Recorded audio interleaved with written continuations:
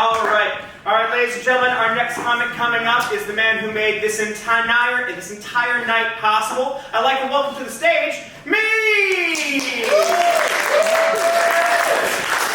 don't care that I'm already up here, I get the full applause.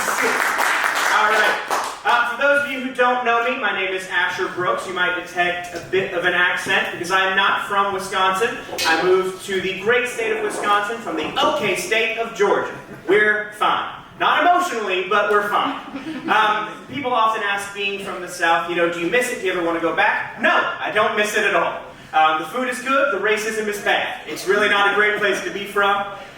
People often ask, being from the South, why I don't have an accent. And I did used to have an accent, but it turns out, y'all are mean. Yeah, I don't know if you've ever had a Midwesterner go, well, you're not from around here, are ya? Town's back the way it came, don't you know? Yeah, I did used to have a quite thick accent, but it's not the kind of accent you want to use. It's the kind of accent you could hear someone say, well, she's only my third cousin. Yeah, you guys aren't sure if that's real or not. No, it is real. It is real. I looked this up so I could tell this joke. Did you know that in Wisconsin, it is illegal to marry anyone closer than your third cousin? All right, you guys are doing it pretty tight up here. Nobody closer than your third cousin. That's illegal. Do you know how many cousins you can marry in Georgia? All of them. All of them. All the cousin holy matrimony you can want. All right, see, Georgia is a place where we don't like gays, but if Darlene and Joe Bob met at the family picnic, well, that's just love. And love is love, baby. You okay? Third cousin's not that bad. I don't know if I offended you with that joke. But this accent that I use now, this is something that I didn't just pick up. I had to train to do this. I actually went to acting school, which was a big blow to my parents. I went to acting school. I went basically straight from high school into acting school, which was really hard to deal with. When I was in high school, I was on the football team. I quit the football team to join the drama club. I went full High School Musical. And this was very difficult for my parents, but they wanted to support me. Any of you have supportive parents out there? Oh, wow. What a resoundingly sad room. It's a room full of people who are like, I never got that Barbie doll when I was a kid. My dad never loved me. Well, my parents did support me, but when I decided to quit the football team, they decided, oh wow, this is the year that he tells us he's gay. And so they were waiting for me pretty much every morning when I came down the stairs. They were like, hey Asher. Yes, Mom. Yes, Dad. Do you have anything you want to tell us? No, I'm good. Now I try to go to school and they go, okay, but just so you know, Asher, we would always love you if you did want to tell us anything. And I said, okay, I'm going to school now. And they did this over and over again until finally they couldn't take it anymore. And they said, Asher, are you gay? And I said, no, I don't think so. Maybe. I don't know. They said, but you quit the football team. Why would you do that? I said, well, because, Mom, Dad, there are no girls on the football team. I've been sweating and slapping butts and showering with guys for the last 4 years. I want to try not being gay for a little while. So I went to the theater club, which I'll tell you is extremely horny. About 80% more horny. Now, I did Pee-wee football when I was a little kid. I did middle school football, high school football. Now I was finally ready for someone to touch my balls. And none of my teammates wanted to do it on the football team. They were not interested. And so I did high school. I did high school theater, which is not super great, but I transitioned straight into theater college. Now, theater college is just like regular college, except for it's about 20% hornier and 80% more gay.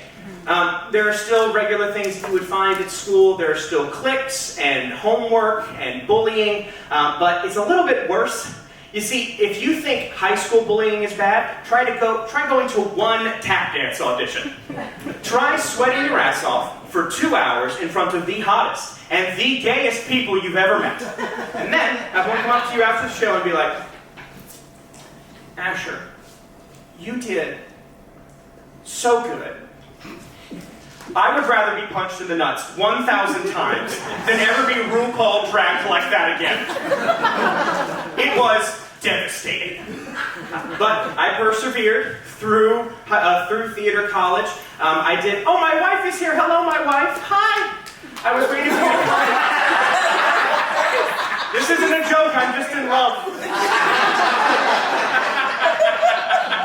You can sit. It's okay. You want to sit up front? You want people to look at you for longer? Would you like this to stop?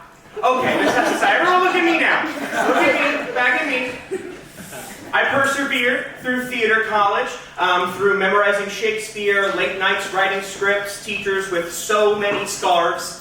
And 5 years later, because I failed Spanish 4 times, I was the proud owner of 0 real-world skills and thousands of dollars of student loan debt. And so I went out into the real world and I tried to be discovered. And it didn't happen. So, while I waited to be discovered, I went looking for jobs. And there were so many jobs I could have, ladies and gentlemen. I could be a lifeguard. I could make cold-pressed organic juice. I could sell my platelets for money. You know what all of these jobs had in common? Minimum wage. They all paid dick. And so, the worst job I ever had in that time of my life was working at the juice bar. It was terrible. We were an organic cold-pressed juice bar combo bike shop. So we served exclusively white people. Now, I made $7.25 an hour working there. I was the juicer, and the juice I made cost $8.50 a bottle. I wasn't worth 1 bottle of juice an hour.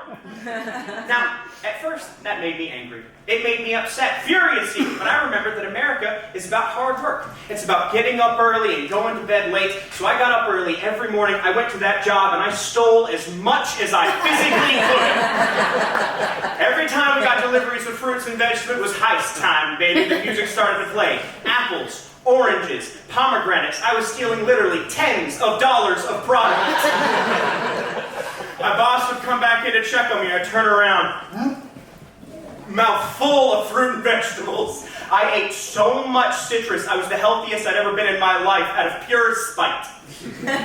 But I will say, the worst part of that job, by far, was our signature juice, making it. It was called qc8zi.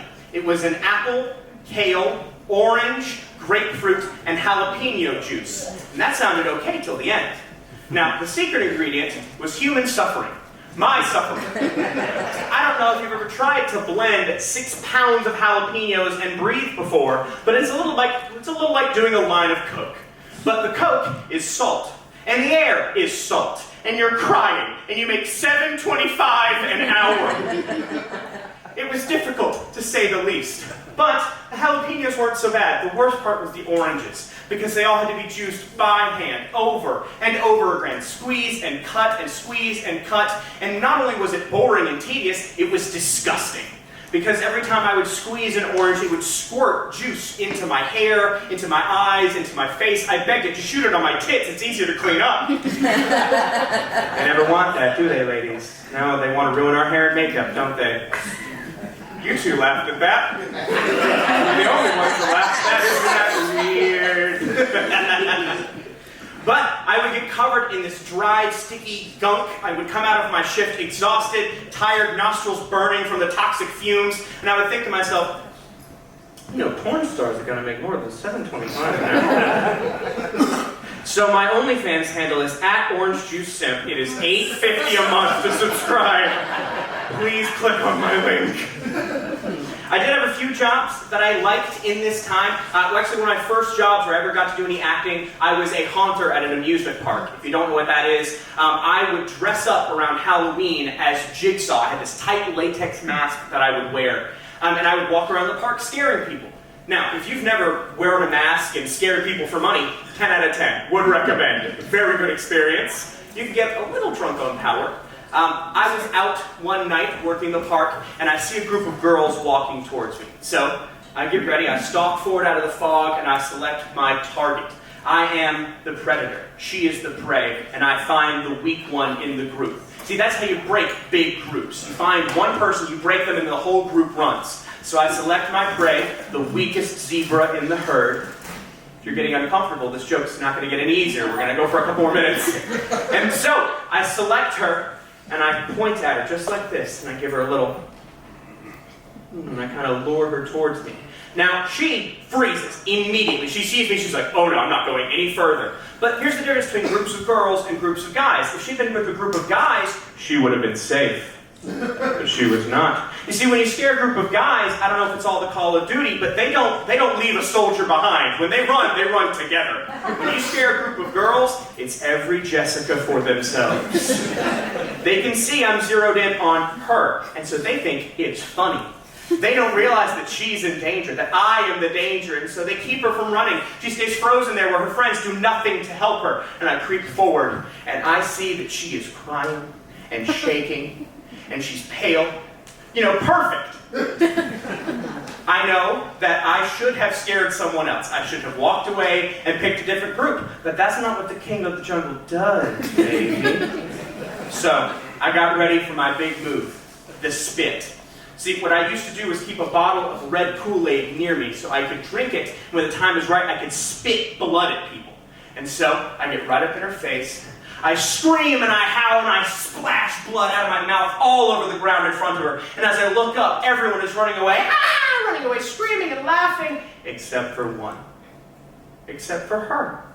She's standing right there in front of me, frozen and alone.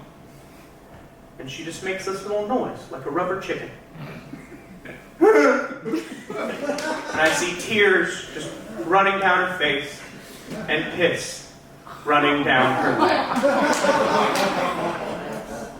The energy in the room feels a little more hostile. Feels like some of you have turned on me. But don't worry, folks, this story has a happy ending. Alright? Because later that night, I was working the same zone, and I see a redneck walking through the park towards me. Now, he looks exactly like you imagine a redneck would. He's got a big John Deere hat, camo shirt, blue jeans that are ripped at the back, Georgia boots. He's walking all strange, you know, like someone just tried to touch his butthole. He's all tightened up.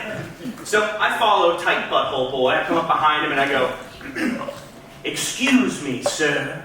Now he turns around, he looks me dead in the eyes and he goes, "Not today, motherfucker!" And he punches me right in the face. He punches me, he clocks me so hard, I fall on my ass. My latex mask twists to one side, and now I can't breathe because the holes aren't lined up anymore.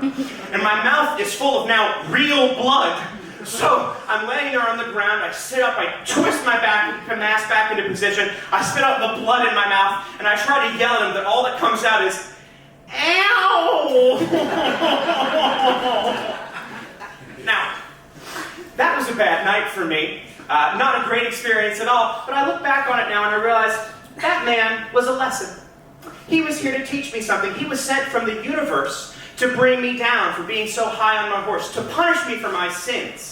Because when you get too high, ladies and gentlemen, the world will bring you low. And that's why whenever I get sad, folks, I remember when people get in your way, when life tries to knock you down, all you have to do is look it dead in the eyes, ball your hand into a fist, say, "Not today, motherfucker!" and punch it in the head. Thank you.